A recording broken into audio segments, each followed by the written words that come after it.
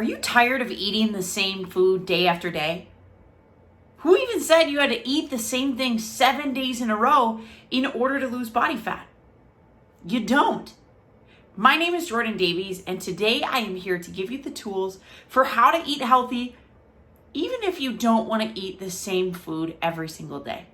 In this video, I'm going to talk about how to fill up your basics so that you get the most out of your meals if you don't have a lot of time to prep. Then we're going to walk through how you can utilize dinner to never have to meal prep again. And then I'll give you tools for if you do want to meal prep, how you can do it in a little bit different way so that you're not stuck eating the same thing for 7 days in a row. Then I'm going to give you the tools for how you can fill up your freezer to keep the meal prep at a minimum, but also give you enough variety and options throughout the week. Last, I'm going to give you my secret, my tool for making sure that you can meal prep without ever getting bored or feeling like you're stuck eating the same thing 7 days in a row. The first thing we want to do is make sure you have your basics covered. This means that you're taking a look at your week, looking at your calendar, looking at the events, the dynamic of your family, your social life, all of it, and determining how many meals you actually need to have prepped for the week. Think about lunch meetings. Think about nights where you're eating out for dinner. Think about times where you're in a really big crunch for time and you need something on the go. Those are going to be key meals that we can eliminate from your meal prep so that you don't get stuck eating the same thing every single day. The prep time, the planning time, really takes the large bulk of the process and can really wear down our energy to eat the foods that we prepare. If we have a plan, not only are we not making more food than what we need, but we're also not feeling constricted and feeling bored by the foods that we're making. Next, we want to make sure that we're utilizing the meals that we're prepping to get the most out of them. Maybe you're cooking dinner on Monday night and you know it's something that you love and that you enjoy. Make an extra serving or two for a lunch or a dinner later on in the week.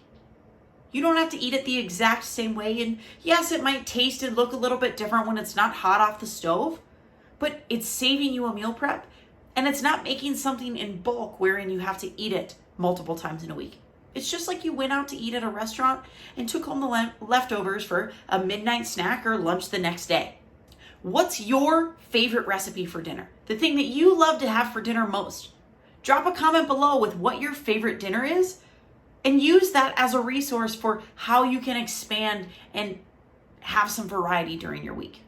Maybe you're not looking to totally give up meal prep. Maybe you're not looking to add more work to planning dinner than what you already have to do.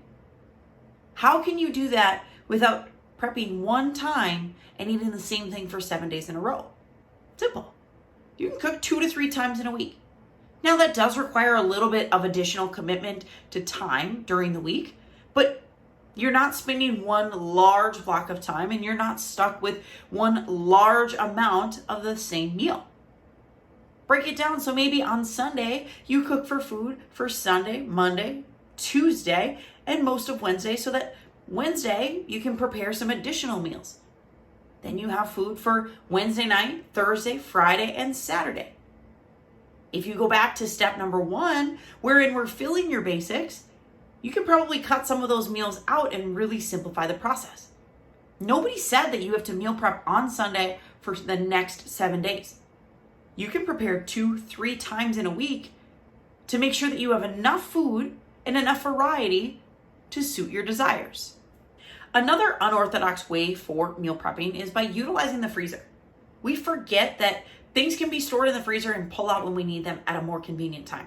I don't know about you, but my freezer is largely filled with ice cream, frozen fruit, and frozen veggies, and some of those dishes that were sent with you by family that you know you'll never eat.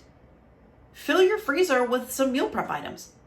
Maybe you doubled up on that dinner and you know you're not quite ready to eat it this week, so you fill it into a serving container size, put it in the freezer, and pull it out on a day where you don't quite have the time, or when you've gone out of town for the weekend for a week and you're coming back and you're not quite set to meal prep yet. Fill the freezer with food items.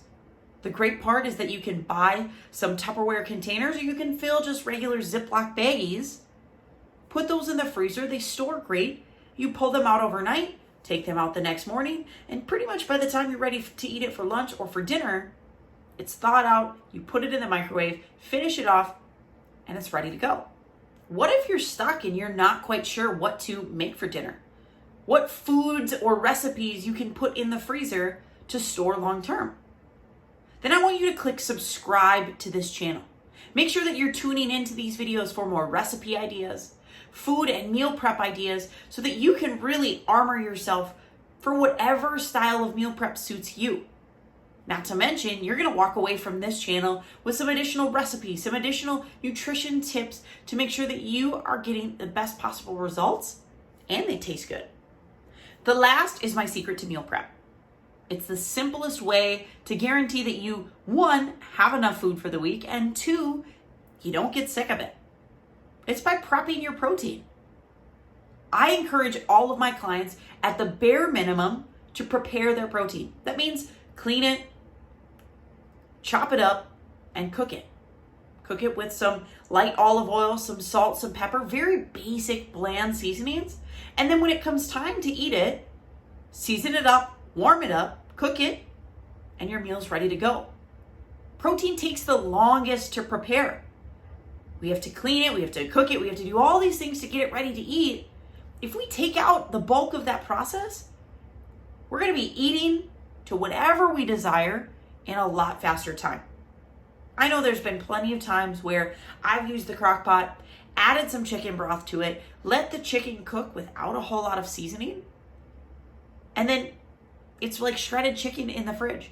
Each and every day I can season it up with some taco seasoning, some plain Italian seasoning, any of the Mrs. Dashliner, whatever you really choose to go with. You're gonna be guaranteed to have a lot of variety and enough protein so that you don't have to spend hours waiting for that to be ready. Maybe you're still wondering how to get enough protein into your diet to promote fat loss. I want you to click the link in the description below to grab my 13 tips to adding more protein today. Thanks for watching.